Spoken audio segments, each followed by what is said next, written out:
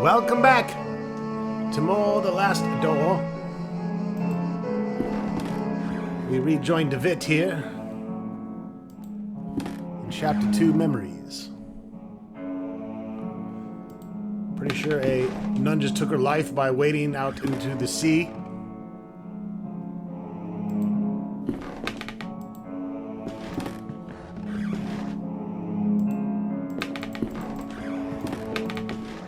Worn-out and faded tapestry of Jesus Christ. Another tapestry, though, I remember from my school days. The student dormitory was here.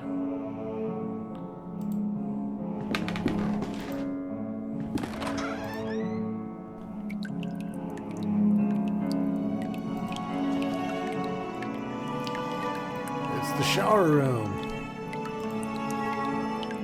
I can already open the tap with no risk of losing the shiny object.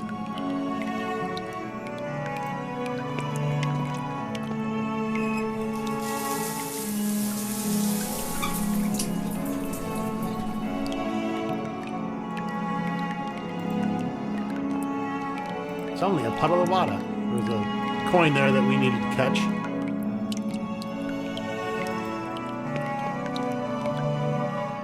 Or rather, I should say, tiny object.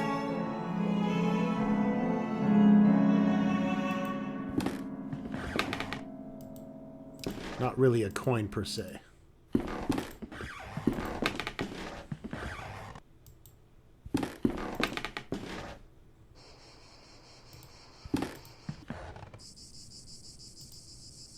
The net has caught the shiny object.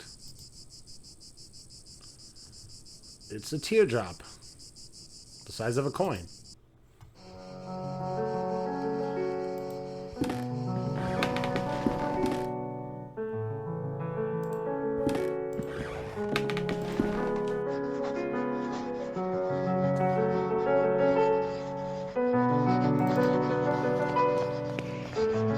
Mr. Devitt, you're not allowed to get in there.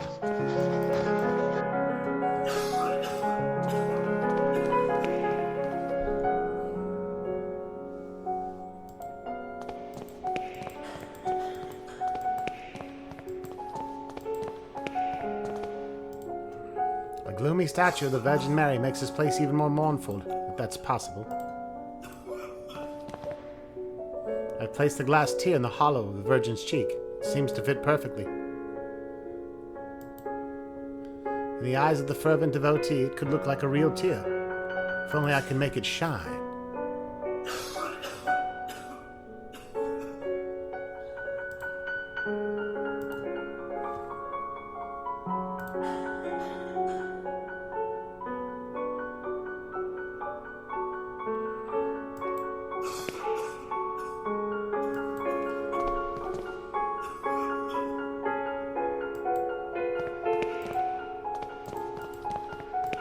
Aha.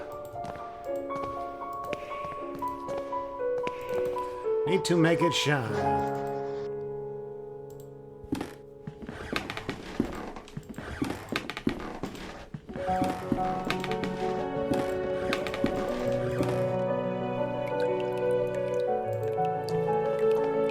A broken mirror. There's a protruding piece that I forgot to grab earlier.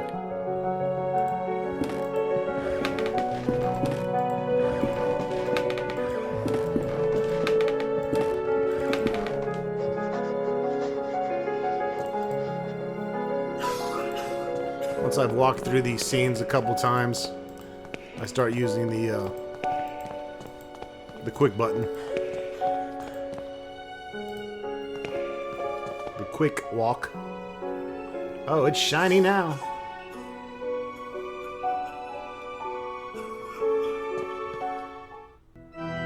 Oh, that our mother is crying. Oh my lord, what does it mean? Piety! What have I done? What have we done?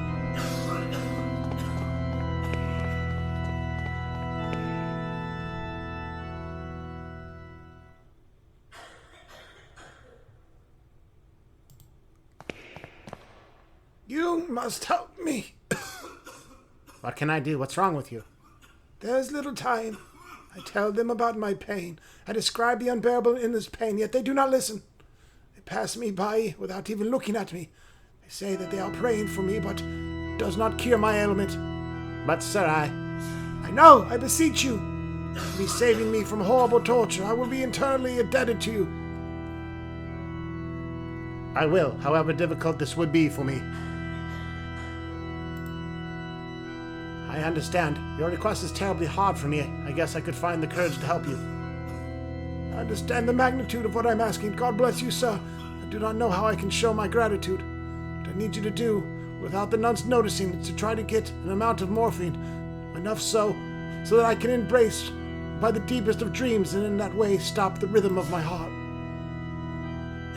You want me to go Dr. Kevorkian on you?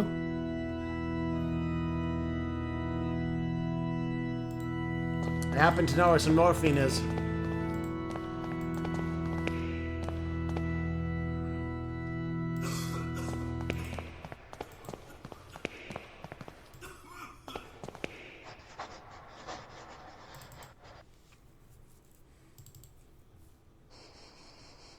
The Lord is without thee. Blessed art thou among women. Blessed is the fruit of the womb of the Jesus. Holy Mother, Mary of God, pray for us sinners.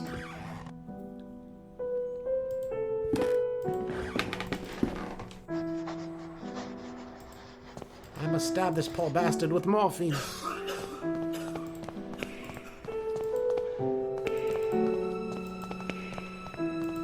Oh, no, he's gone. There's a note on the bed. Baldwin lies! Baldwin lies! Baldwin lies! Baldwin lies! Baldwin lies! Baldwin lies!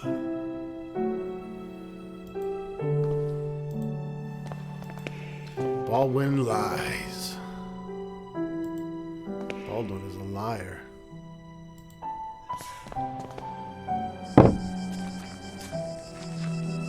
Noise is coming from inside the coffin.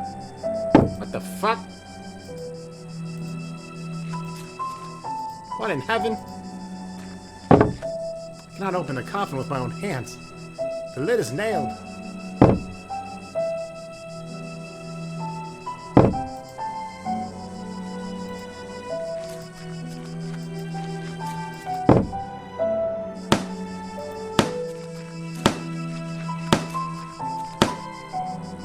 Looks like his toolbox. I wonder if there's something useful in it. I might be able to take a look if I keep him distracted.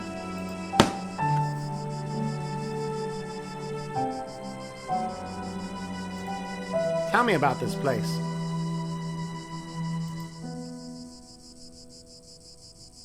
Well, the construction of this building was ordered by an Episcopal Bishop of Aberdeen in 1805. Tell me about Aberdeen. It was this place where I was born and raised, one of the biggest cities in Scotland. If you look there towards the northeast, you'll see Chapel Tower. It's the highest point of the city. Oh, you seem a bit distracted, Mr. DeWitt. Oh, don't worry about it. I'll leave you to your work. Excuse the interrupting, Mr. Baldwin. You lying bastard.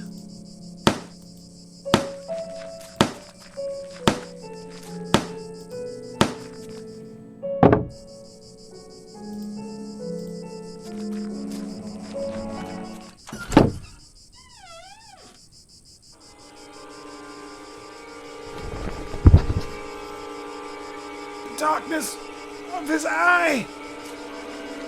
His body is petrified. He has a look of sheer terror in his eyes.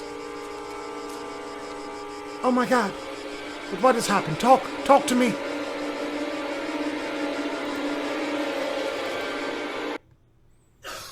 Shit's getting crazy around here.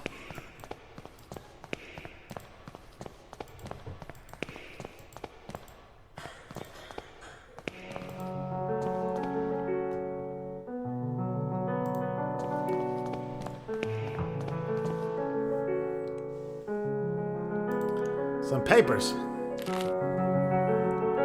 William Nealon, cause of death. Catalexia. Scratch marks have been found in his stomach. Elmore Moore. Cause of death. Pleurissia. Clear expression of terror on the patient's paralyzed face was found at time of death. Evelyn Benzine.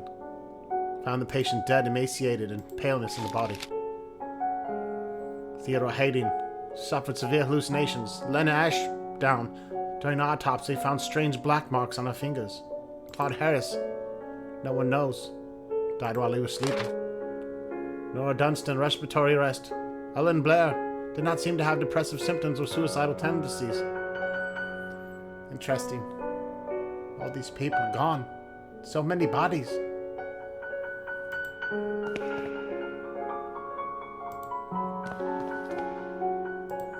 There's a key. I take that shit.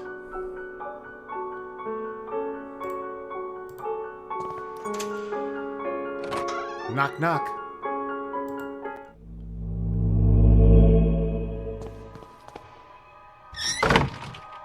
Holy shit, am I dreaming? Don't look into his eyes.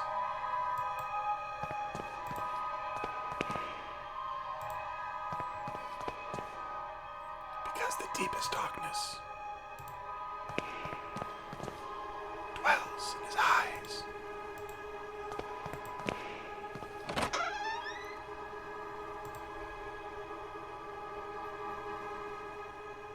Come in, my son.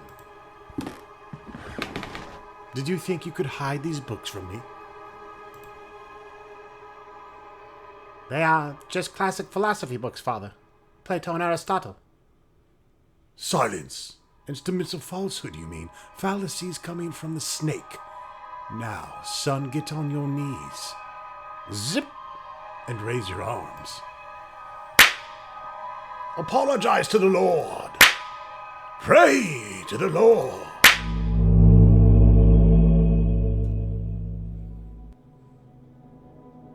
Malum in.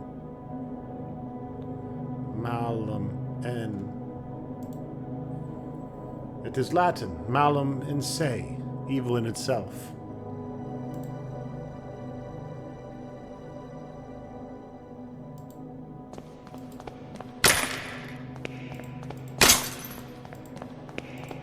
Eye of the bird.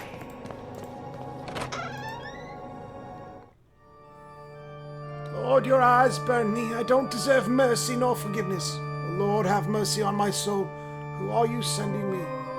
Is death to whom you are handing me over? Is my hourglass already run out of sand? Father Ernest. Ernest, it's been many years since I last heard that name. Since... Oh, I see. Father, I'm here, too able to remember. You have to help me, I beg you. Please, entreaties, petitions, praying, torment, exemption, as times bring us just misfortune and pain. Father Ernest, I was one of your students. One of my old students, you say? It's only the Lord who teaches us.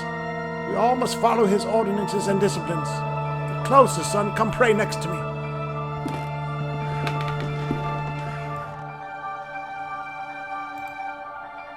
The makeshift altar is coated in a dense layer of wax.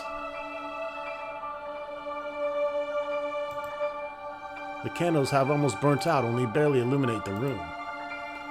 He has a large burn covering his eyes. He's completely blind.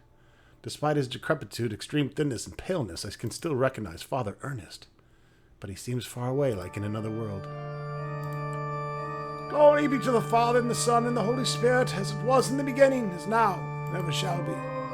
Now, my son, tell the Lord which one in his voice, the sharp sword, the wise quill, or the delicate petal. I like swords. Yes, that's it, my son. The Lord with his sharp sword transmits us his wisdom, his power, and his punishment. And now, my son, tell the Lord which one is his holy path, the wise virtue, the endless blame, or the blessed penance. Endless blame. Yes, that's it, my son. Nostra corpul infante est, and it was, and always will be. And now, my son, tell the Lord who you are, the faceless pilgrim, the gate guard, or the lost seaman. I lost lots of seamen, and several different women. Yes, that's it, my son. We live the lost in an endless ocean of sin and blame. Leave me alone. I have to purify my soul.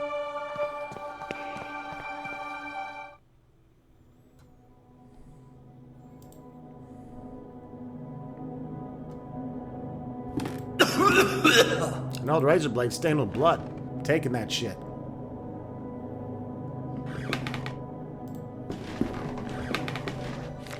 Dear God in heaven, I feel for you. Your light is in my eyes. I will burn them for you. Dear God in heaven, I feel myself in you. Your eyes are in my soul. I will burn it for you. Dear God in heaven, I feel myself in you. Your sword is in my hands. I will burn them for you.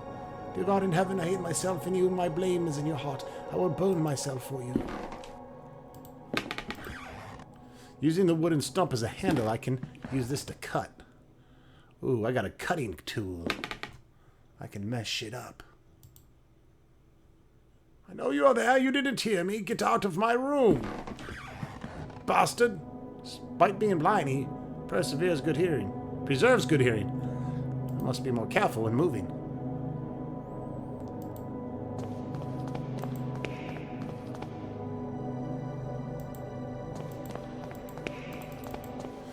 Now, we have a cutting tool, and we had a tapestry in our way upstairs, where our old dormitory used to be.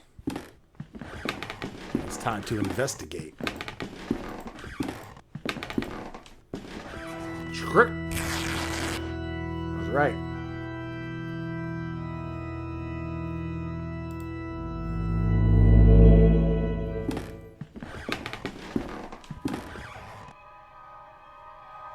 And finally, our expert on philosophy, Jeremiah DeWitt, shows up. Where were you, my friend? We've been looking for you. Well, as I was saying, tonight is the perfect moment for our next meeting, but I suspect that someone outside our group is secretly surveilling us. Who is it, Anthony? My dear friends, it's Professor Glynn. Do you mean Father Ernest? Certainly, no doubt about it. Therefore, dear colleagues, I've decided to change the venue for tonight's meeting. Have you noticed the lounge behind the small door of the classroom? I have believed convenient to borrow the key for our necessities. You already know at 12 o'clock you'll find the door opened, and I'll be inside the lounge. That is it, my dearest colleagues. Vedete nisque siat. Little flashback moment.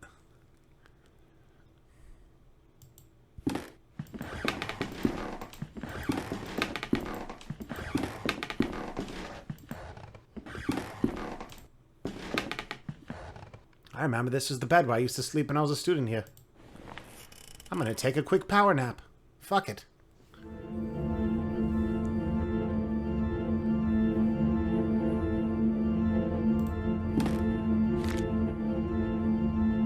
Mr. Rabbit was jumping through the forest in a warm spring afternoon.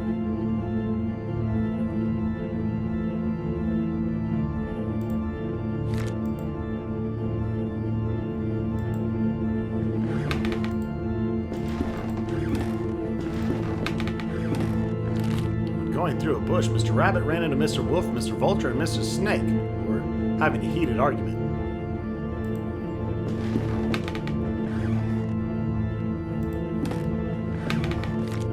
Mr. Rabbit, curious, asked them, "Dearest, why are you arguing in this beautiful and cheerful spring afternoon?"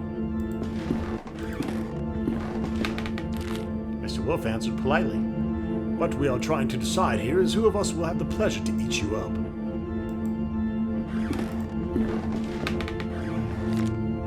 Mr. Rabbit, really scared, said, "But I do not want to be eaten. I want to live."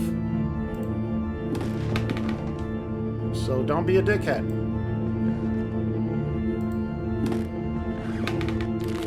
To which Mrs. Snake answered, "That's impossible to happen, Mr. Rabbit, since we all, both of you and us, are going to die sooner or later, don't you think so?"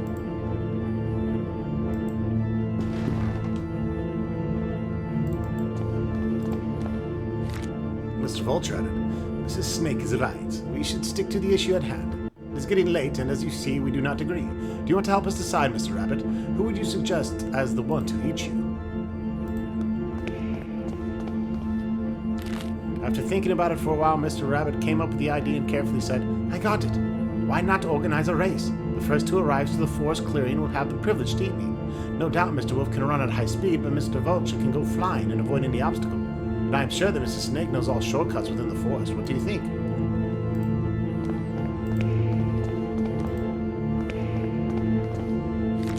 The three predators agreed that this was fair, so they started the race and quickly disappeared. Mr. Mr. Rabbit, happy to trick them, started running at high speed in the opposite direction of the predators, who, eager to prove their worth, didn't realize the trick.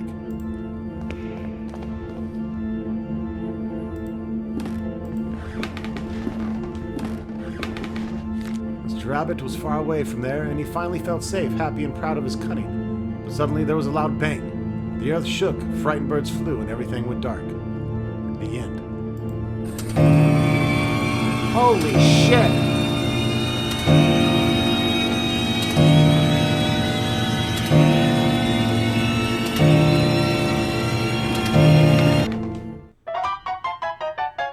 An impossible love.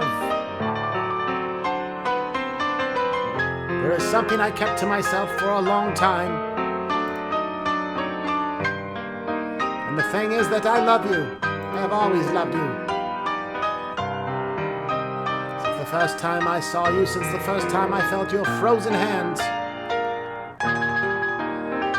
Each time I move away from you, I miss your glassy, empty, dead eyes. I miss your rough hair, your grayish skin, and your stench. I am the fucked up gravedigger, but our love just cannot be, for you are a zombie. It is an impossible love. But I can still have sex with you and no one's looking. No, not again. How long have I been sleeping? What was that all about? I don't like those kind of dreams. In the nightmare I found a place in my memories. It's a dusty-ass mirror. Someone needs to clean around this place.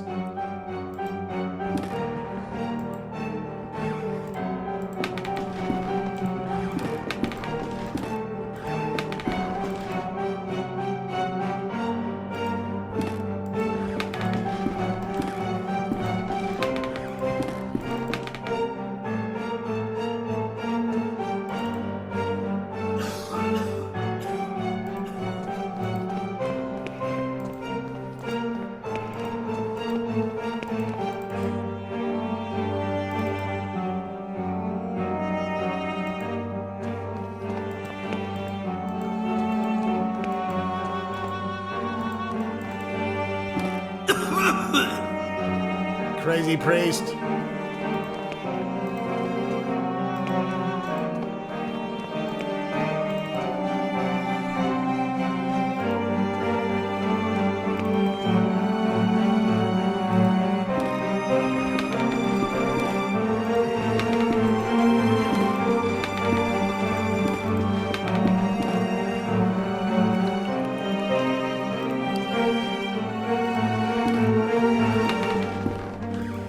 Having a mind fart here. Brain fart. Played through this on the DRM version, DRM free version. Obviously.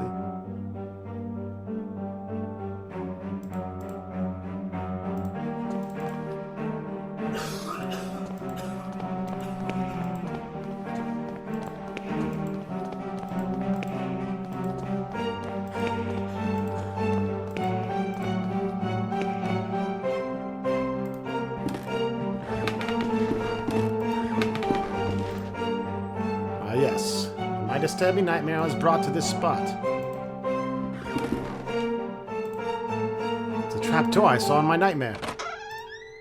From here sprouts a horrible stench. There's something down there. Oh, shit! Did you see? Did you see it was there just in front of me? That thing, it was screaming. He shakes uncontrollably, his body racked with pain. There is only one way to end his suffering. Morphine!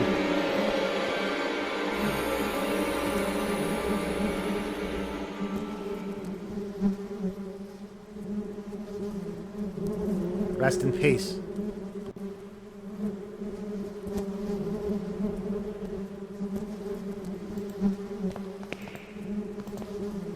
The decayed corpse of a young woman. Seems as if she has been devoured by an animal. The walls are splattered with dried blood.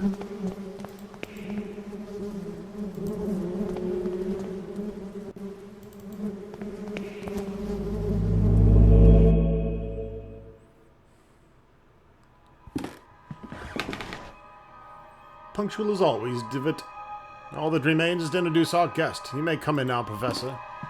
Father Ernest! Do not worry, my friend. I invited him to join us this evening. The Professor genuinely shares our curiosity, and who better to complete our group than one of the most renowned theologists? Moreover, we mustn't ban those who are willing to explore beyond the veil. The moment we have long awaited has now arrived. Please, all of you, take a seat, and we shall begin the procedure. Soon shall the door be opened, and then may we finally see what lies beyond. Now I ask you to close your eyes. You feel a momentary prick as I inject you with the serum.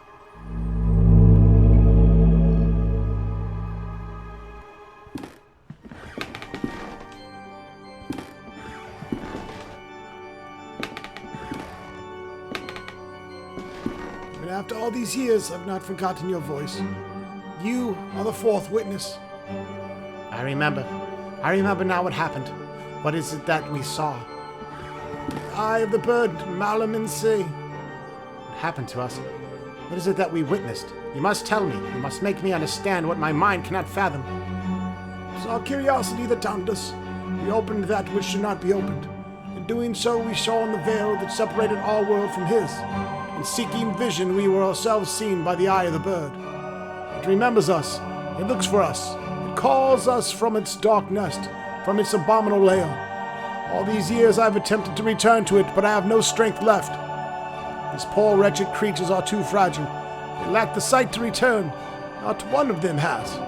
Only us, the four witnesses. Who are the other two? Where are they? They disappeared as you did. I haven't heard from any of them. But I was seized by curiosity, and absconded with my faith, and deprived me of sanity. Oh Lord, forgive me, for I have sinned.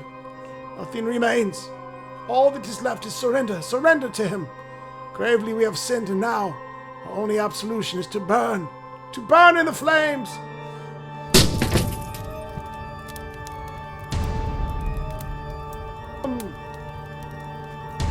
And say.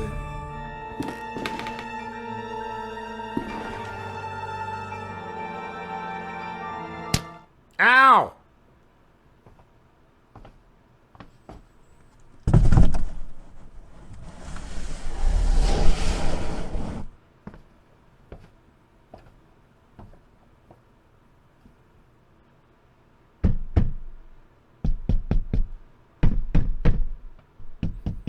This isn't a blackout, folks. This is supposed to be just sound effects.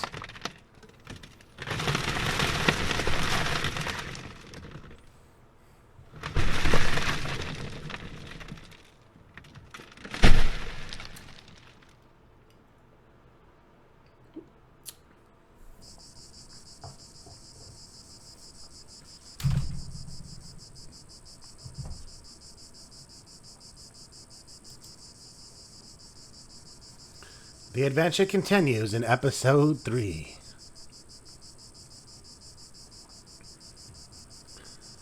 Thank you all for watching. We'll see you soon in episode 3.